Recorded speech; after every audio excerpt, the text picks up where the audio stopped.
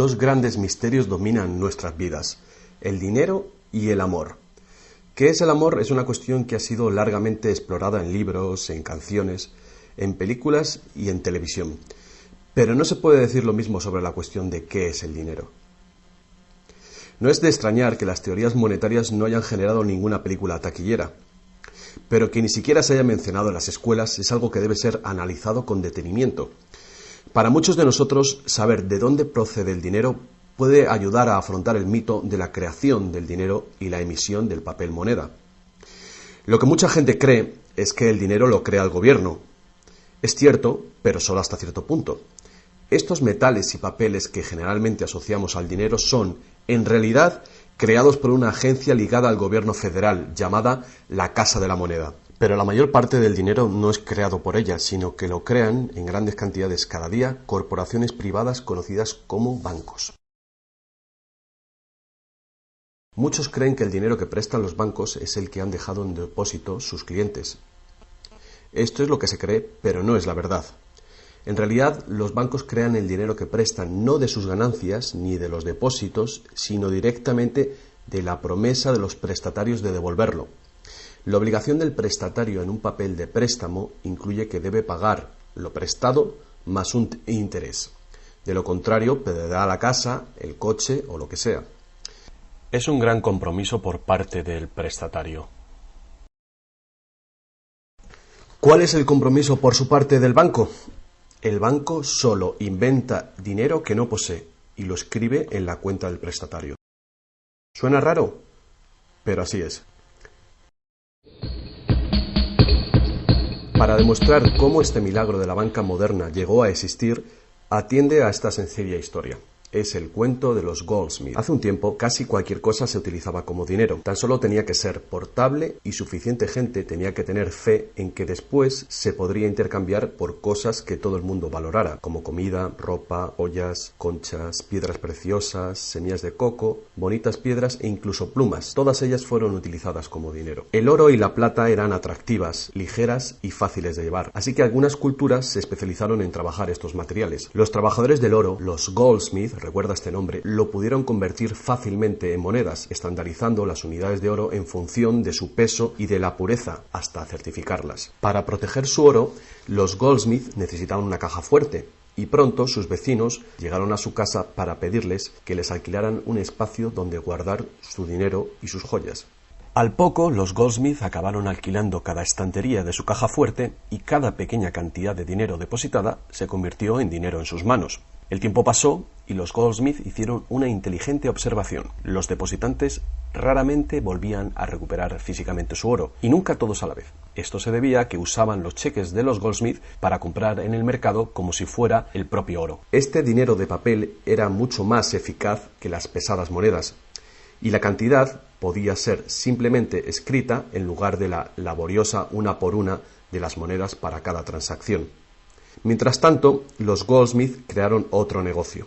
Prestaban su oro introduciendo un interés. Al tiempo que su papel moneda empezaba a ser aceptado, los prestatarios comenzaron a pedir sus préstamos en forma de estos cheques en lugar del metal. Su industria se expandió mientras más y más gente les pedía guardar su oro, lo que dio a los Goldsmith una idea todavía mejor. Sabía que muy pocos de sus depositantes sacaban su oro alguna vez, así que los Goldsmith pensaron que también podrían escribir más cheques ahora en función de los cheques del oro que habían dejado los depositantes en su cámara, además del oro de los depositantes que guardaban propiamente. Así, con tal de que devolviese el oro a los depositantes que lo desearan recuperar, nadie se daría cuenta del truco. Lo que no se sabe, no se siente. Y los Goldsmith, ahora más banqueros que artesanos, hicieron un mayor negocio del que podrían haber hecho prestando únicamente su propio dinero. Durante años se hicieron un beneficio secreto fabuloso, con los intereses de los depósitos de todos sus vecinos. Pero ahora que se había hecho una prominente figura en el pueblo, se levantaron sospechas de que estaba gastando el dinero de sus depositantes y amenazaron con sacar todo su oro si Goldsmith no explicaba su repentina riqueza. Al contrario de lo que se podría pensar, esto no afectó a su fortuna. A pesar de la duplicidad patente de su truco, su idea funcionó porque los depositantes no perdieron nada de su oro. Estaba seguro en la cámara de Goldsmith. En vez de sacar su oro, los depositantes acordaron que Goldsmith, ahora convertido en su banquero, debía compartir la fortuna que habían contribuido a crear, otorgándoles un interés por su oro. Esto fue el comienzo de la banca. El banquero pagaba un pequeño interés por el depósito del dinero de otra gente que después prestaba a un interés mayor.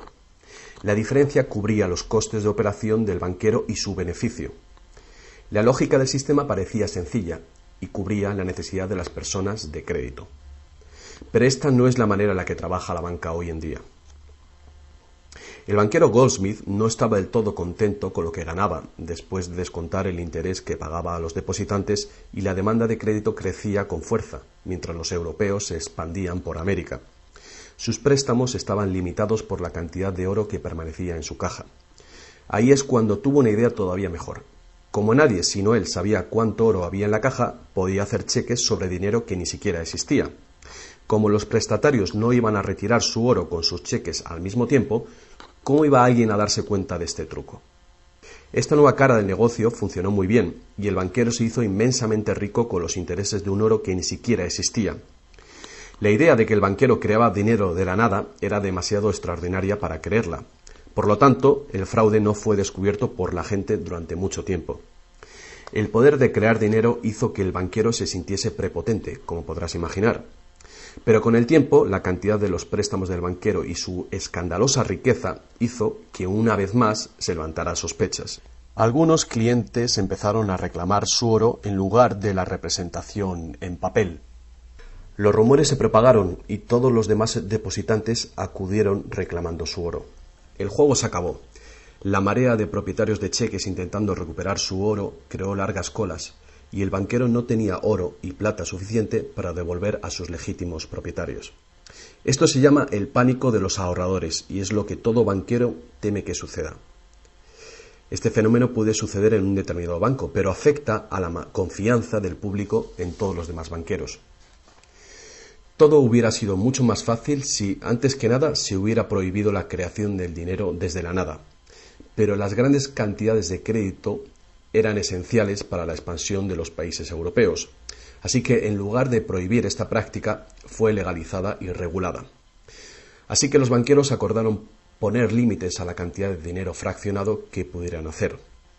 El límite sería mucho mayor que el verdadero valor del oro y plata depositados. Lo normal era $9 artificiales por $1 en oro, es decir, real. Estas disposiciones fueron controladas mediante inspecciones por sorpresa. También se acordó que, en caso de un crack financiero, los bancos centrales apoyarían a los locales con inyecciones de dinero en oro. Solo si cracks en diferentes bancos al mismo tiempo se produjeran y la burbuja de créditos del Banco Central explotara, el sistema podría hacerse añicos y destruirse.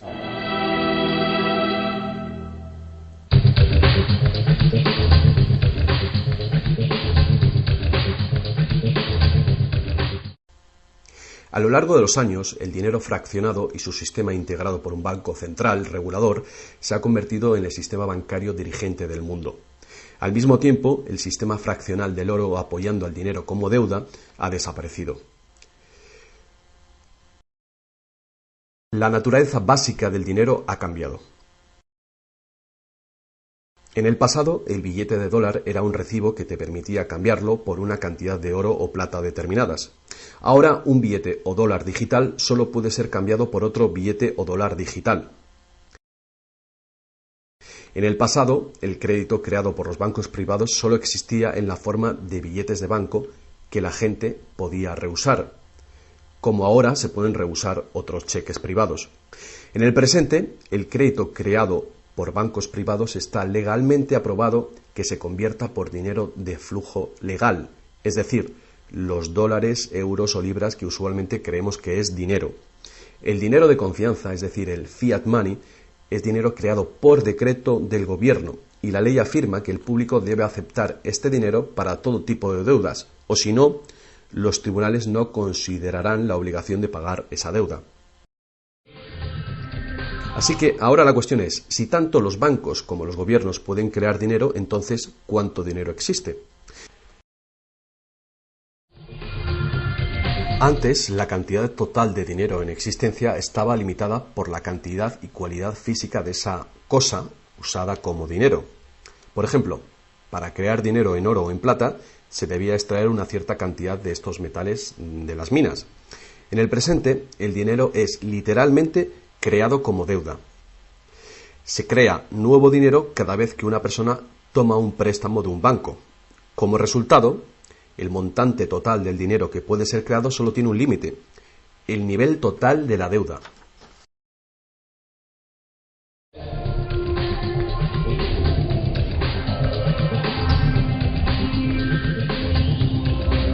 Los gobiernos ponen una disposición adicional para limitar la creación de dinero, imponiendo reglas conocidas como requerimientos fraccionales de la reserva.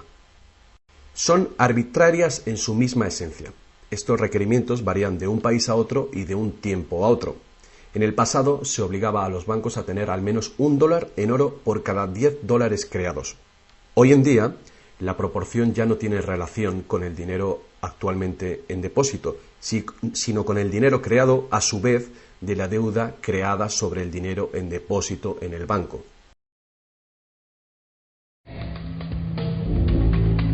Actualmente, las reservas de un banco consisten de dos cosas: la cantidad del dinero del Estado o equivalente más la cantidad existente de dinero deuda que el banco tiene en depósito. Para ilustrar esto de una manera simple, imaginemos que ha abierto un banco nuevo y todavía no tiene depósitos. Los inversores en este banco han hecho un depósito de $1.111,12. Este es el dinero existente en el Banco Central, que llamaremos principal. La proporción de dinero en reserva es de 9:1.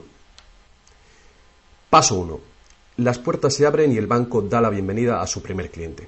Necesita $10.000 para comprar un coche. Con la proporción de 9:1, el nuevo banco necesita que el Banco Central le permita crear 9 veces esa cantidad, o $10.000, desde la base de la deuda contraída por la solicitud de préstamo del cliente. Esos $10.000 no se sacan de ningún lado. Es nuevo dinero simplemente tecleado en un ordenador como crédito del banco en la cuenta del cliente. El cliente tiene que firmar ese crédito para conseguir el dinero para comprarse el coche. Paso 2. El vendedor entonces deposita estos 10.000 nuevos dólares creados en el banco. Al contrario que el dinero creado por el gobierno, depositado en el Banco Central, este nuevo dinero creado por el crédito no puede ser multiplicado por la proporción de la reserva. En lugar de ello, es dividido por el ratio de la reserva, en una proporción de 9:1. Un nuevo préstamo de $9.000 puede ser creado sobre la base del depósito de $10.000. Si esos $9.000 son depositados por una tercera persona en el mismo banco que lo creó en uno diferente, se convierte en una base legal para un tercer asunto de crédito bancario, esta vez por la cantidad de $8.100. Al igual que con las muñecas rusas, cada nivel contiene un pequeño dólar dentro de otro pequeño dólar. Cada depósito contiene el potencial para otro pequeño crédito en una infinita serie decreciente. Si el dinero del préstamo creado no es depositado en el banco, el proceso se detiene. Esta es la parte impredecible del mecanismo de creación de dinero basado en la deuda. Pero lo más probable es que el nuevo dinero creado en cada paso será depositado en el banco, y el proceso de la proporción de reserva de dinero se repetirá una y otra vez hasta que los $100.000 de nuevo dinero se hayan creado dentro del sistema bancario. Todo este nuevo dinero se habrá creado enteramente desde la deuda, y el proceso entero habrá sido autorizado legalmente por el depósito inicial de $1.111,12 que todavía permanecerán en el Banco Central. Lo que resulta más ingenioso de este sistema es que los libros de contabilidad de cada banco en la cadena deben mostrar que tiene un 10% más de depósitos que de préstamos. Esto da a los bancos el incentivo de adquirir depósitos para poder hacer préstamos, apoyando la impresión común pero falsa de que los préstamos proceden de los depósitos. A menos que los sucesivos préstamos estén depositados en el mismo banco, no se podrá decir que algún banco en particular haya pasado su límite inicial de 9-1 creando deuda de la nada. De cualquier manera, el sistema bancario es un círculo cerrado. El crédito bancario que crea un banco se convierte en el depósito en otro y viceversa.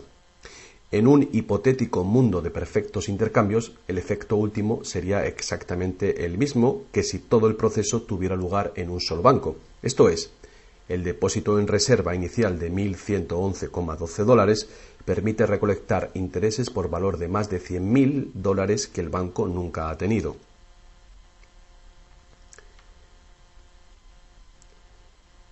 Si esto te resulta extraño, atiende esto. En tiempos recientes, como resultado de la presión de los lobbies bancarios, los requerimientos para hacer un depósito de reserva en el Banco Central prácticamente han desaparecido en la mayoría de los países. Y las proporciones de reserva pueden ser más altas que 9-1. Para algunas cuentas, 20-1 y para otras 30-1 son comunes. E incluso más recientemente, usando tarifas para los préstamos y así aumentar los ratios de requerimientos de reservas de los clientes, los bancos ahora han encontrado una manera de eludir las limitaciones de los requerimientos de la reserva fraccionaria por completo. Así que cuando las reglas son complejas, el sentido común real es bastante simple. Los bancos pueden crear tanto dinero como nosotros podemos pedir prestado.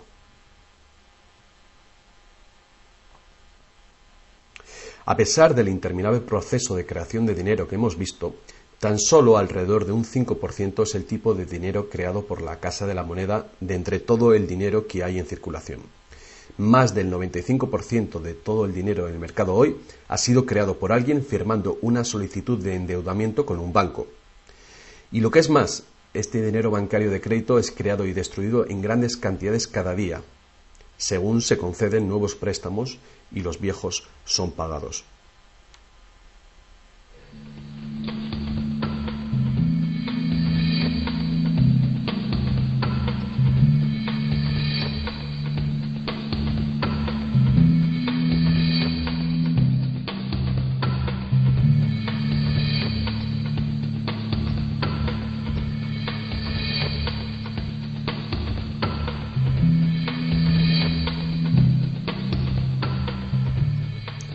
Los bancos solo pueden ejecutar este sistema del dinero con la participación activa del gobierno.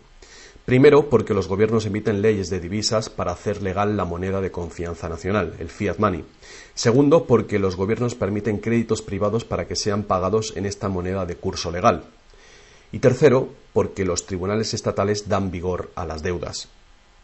Por último, los gobiernos aprueban regulaciones para proteger el funcionamiento del sistema monetario y su credibilidad ante el público sin hacer nada para contar a la ciudadanía de dónde procede el dinero. La verdad desnuda es que cuando firmamos la solicitud de una hipoteca o de un préstamo, nuestra firma promete un pago avalado por los bienes que daremos si no conseguimos pagarlo. Y estas son las únicas cosas de verdadero valor envueltas en la transacción. Cualquiera que crea que cumpliremos con la obligación la puede considerar como un bien o valor intercambiable o vendible. Es una deuda y por lo tanto una forma de dinero.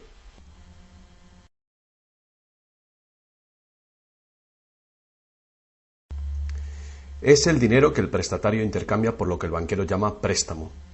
Así que un préstamo en el mundo real quiere decir que el prestamista debe tener algo que prestar.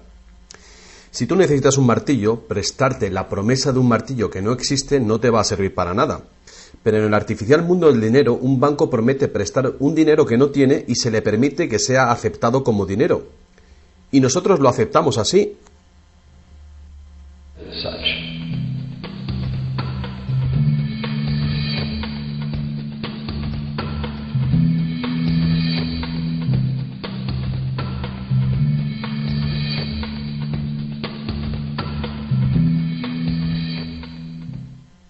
Una vez que el prestatario firma la solicitud de préstamo, el banco lo consigna como una transacción en su ordenador, con unas cuantas claves, escribiendo una deuda del prestatario con el banco.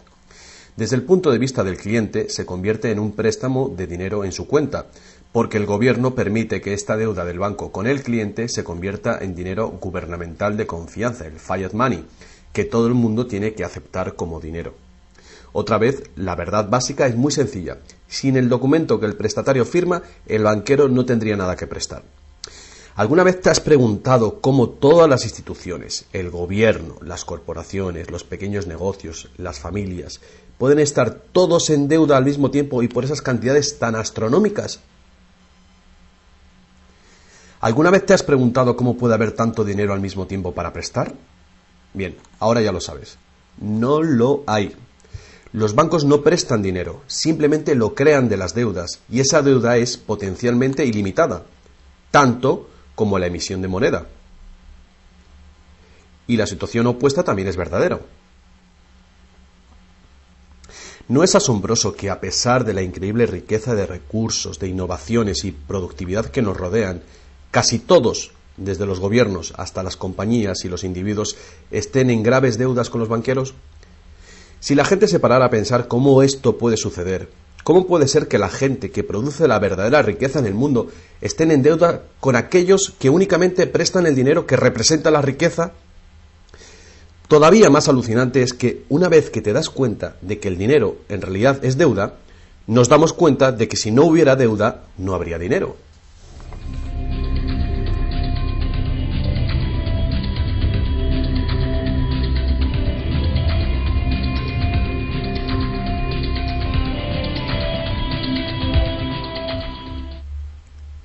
Si esto es nuevo para ti, no eres el único. Mucha gente piensa que si todas las deudas se pagaran, el estado de la economía mejoraría. Es cierto a un nivel individual. Como tenemos más dinero para gastar cuando dejamos de pagar una deuda, pensamos que si todo el mundo pagara sus deudas, habría más dinero para gastar.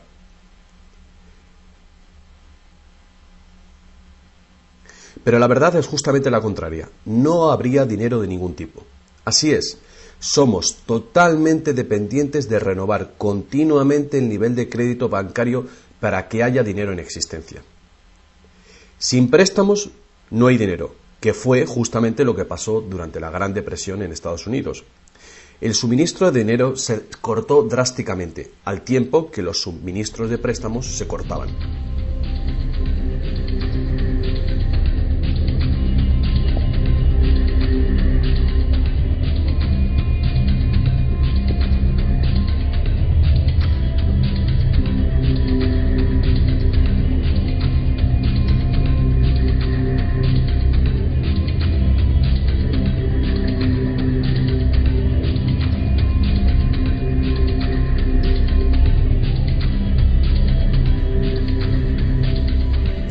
Pero eso no es todo.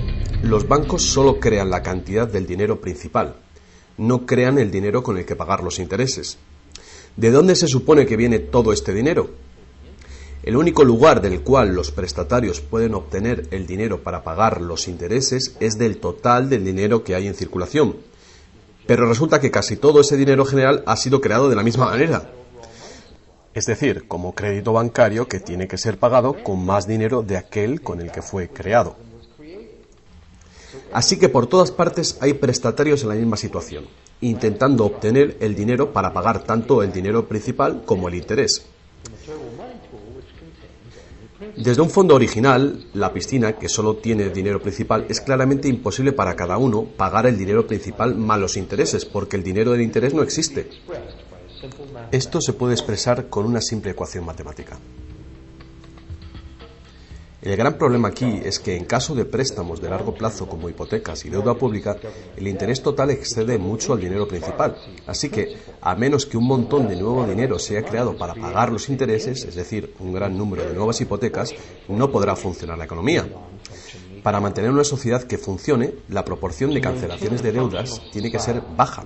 Así que para conseguir esto, más y más dinero deuda tiene que ser creado para satisfacer la demanda de dinero con el fin de servir el interés de la deuda previa. Pero por supuesto, esto hace que el nivel de la deuda sea todavía mayor y que más intereses tengan que ser pagados, resultando en una escalable e imparable espiral de endeudamiento.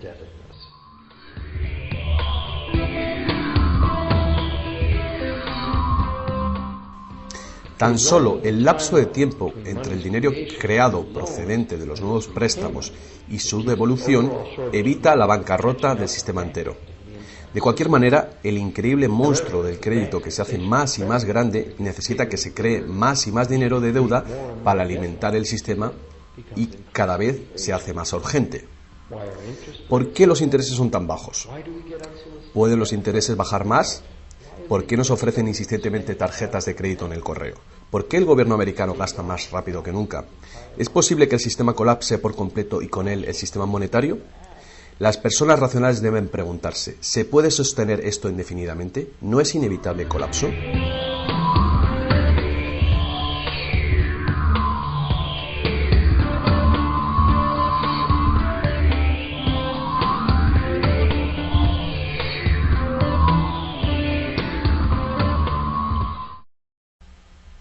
El dinero facilita la producción y el intercambio de bienes. Cuando el suministro de dinero se incrementa, el dinero se convierte progresivamente en menos valioso, a menos que el volumen de intercambios y de suministro de dinero crezcan en la misma proporción. Hasta que nos damos cuenta de esto, cuando escuchamos que la economía crece a un 3% por año, creemos que lo hace en una constante regular, pero no es así. El 3% de este año representa un 3% más de intercambio de bienes y servicios que hace un año, porque es un 3% del nuevo total.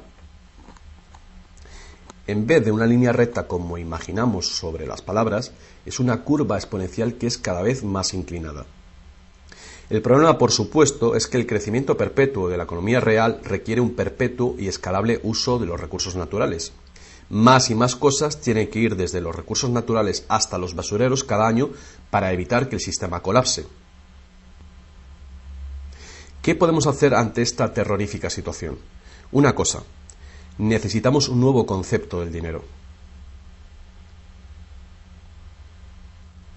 Es tiempo de que más gente se pregunte a sí misma y a sus gobiernos 4 preguntas muy simples. A lo largo del mundo, los gobiernos piden prestado dinero con interés a los bancos privados. La deuda del gobierno es un componente principal dentro de la deuda total. El pago de esos intereses hace que el gobierno tenga que cargar a los ciudadanos con más impuestos. Ahora que sabemos que los bancos simplemente crean el dinero que prestan y que los gobiernos les han dado el permiso para hacerlo, la primera pregunta es, ¿por qué los gobiernos eligen pedir prestado a los bancos privados con interés cuando los propios gobiernos podían crear el dinero que necesitan sin ningún interés ellos mismos?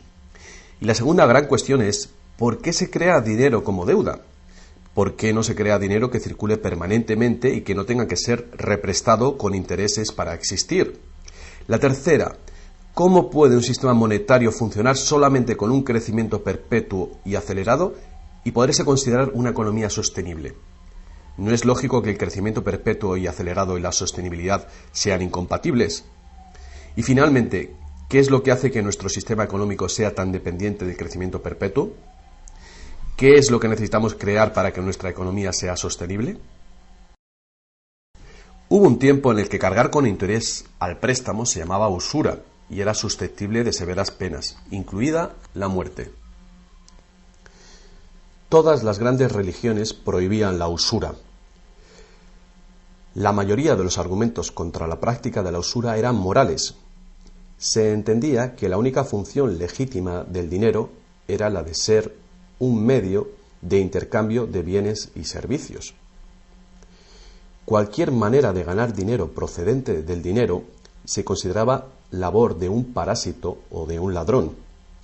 Sin embargo, al tiempo que aumentaban las necesidades de crédito en el comercio, el argumento moral cedió paso al razonamiento de que prestar representa riesgo y pérdida de oportunidad para quien presta, y por lo tanto, cobrar por este coste era justo. Hoy en día, estas ideas parecen triviales.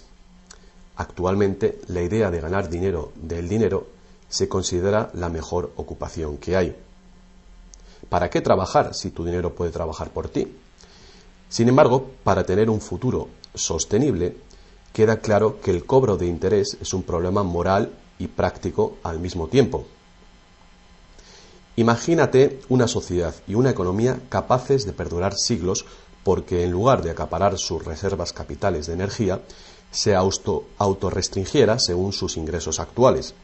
Ya no cosecharía más madera que crezca en el mismo periodo.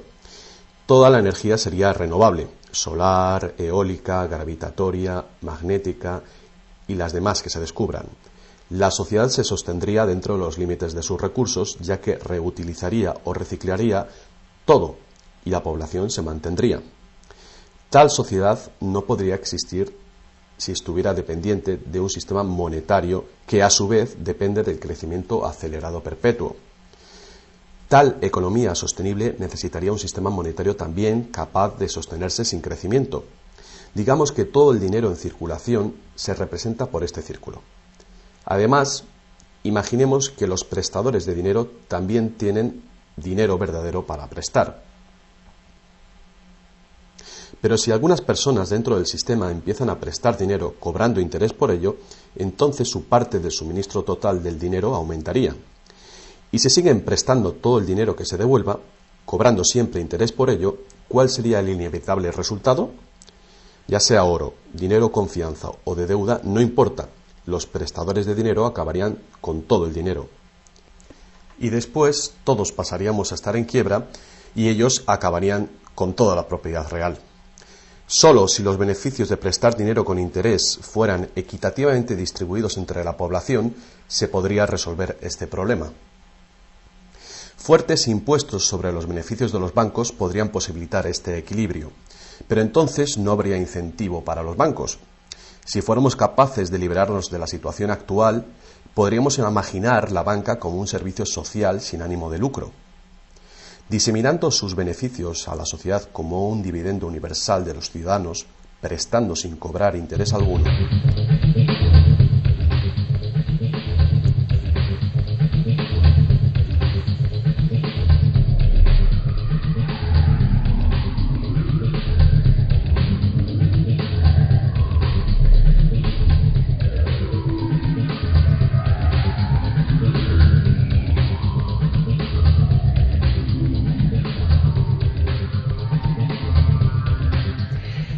Si es la naturaleza fundamental del sistema lo que causa los problemas, correcciones al propio sistema jamás resolverán los problemas.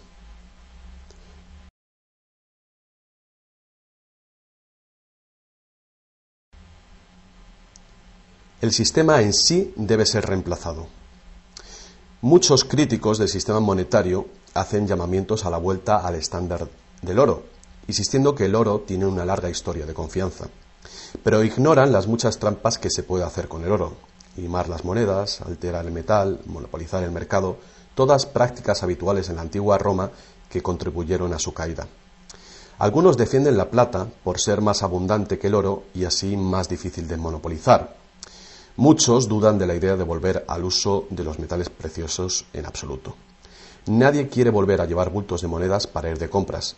Es cierto que el dinero de papel, el plástico, el digital o más probablemente dinero de identidad biométrica tendría el mismo potencial de crear dinero de crédito sin límite, igual que tenemos ahora.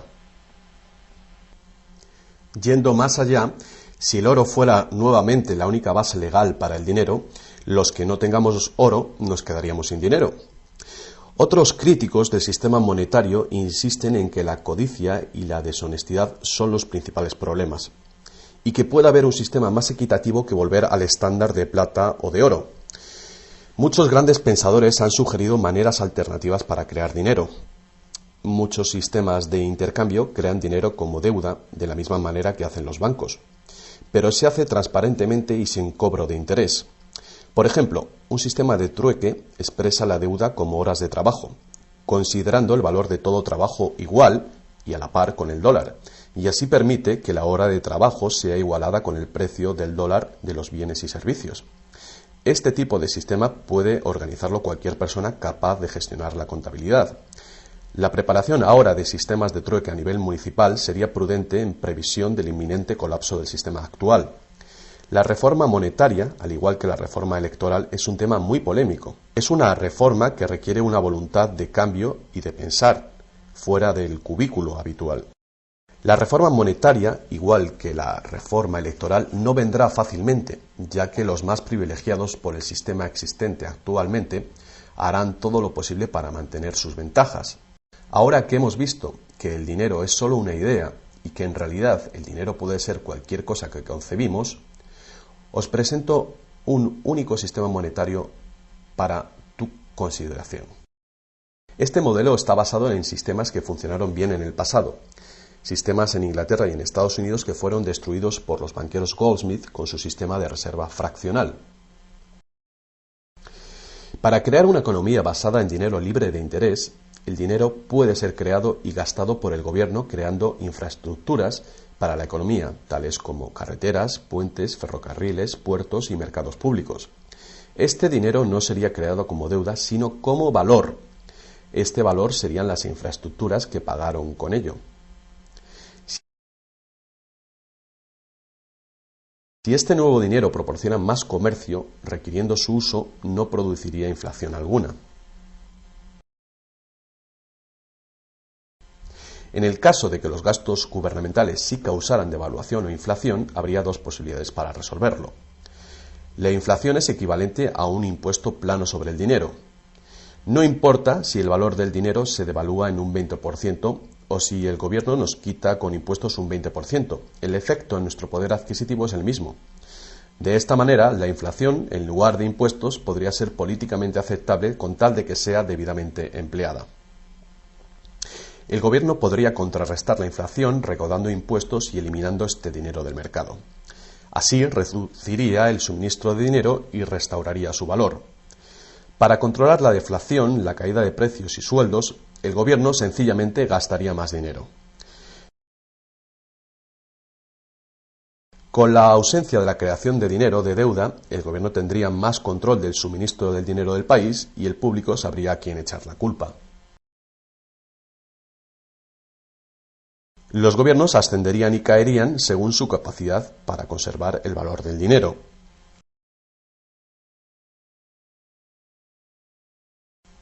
El gobierno dependería de los impuestos como ahora, pero los impuestos llegarían mucho más lejos, ya que ninguna parte de ellos se gastaría en pagar intereses a los banqueros. No podría haber ninguna deuda nacional si el gobierno sencillamente creara el dinero que necesita. Nuestro perpetuo servicio a los bancos pagando la deuda dejaría de existir.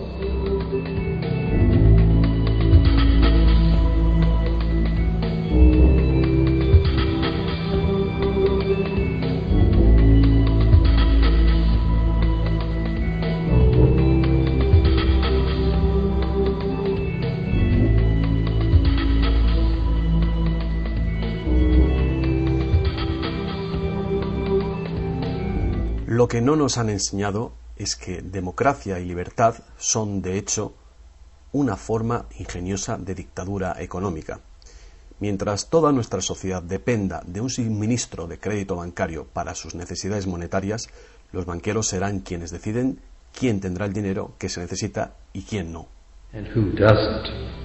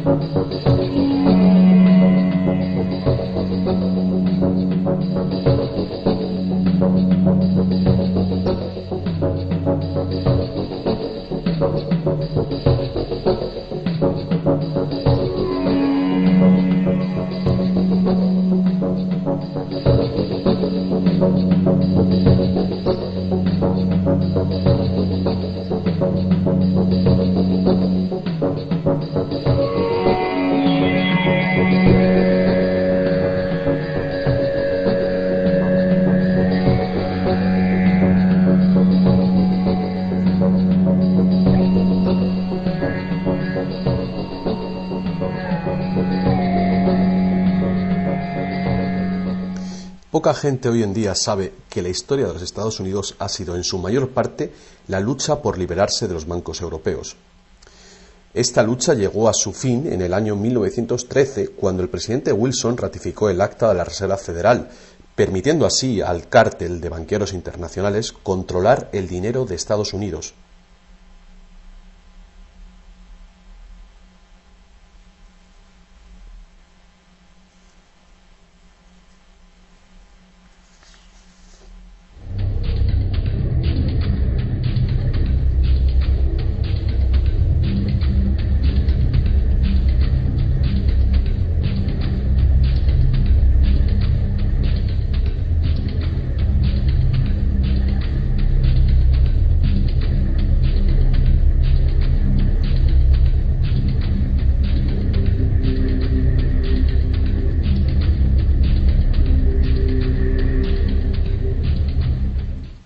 El poder de este sistema está profundamente integrado.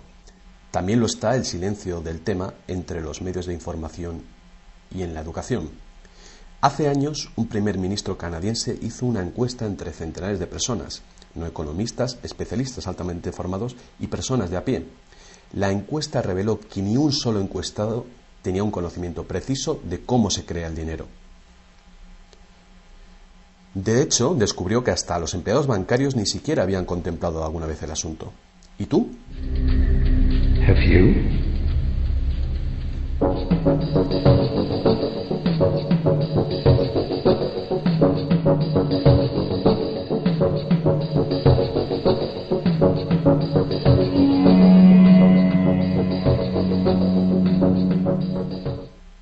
El sistema moderno de dinero como deuda nació hace más de 300 años, cuando un decreto real otorgó al primer Banco de Inglaterra el poder de emitir recibos de oro fraccionales con un modesto porcentaje de 2:1.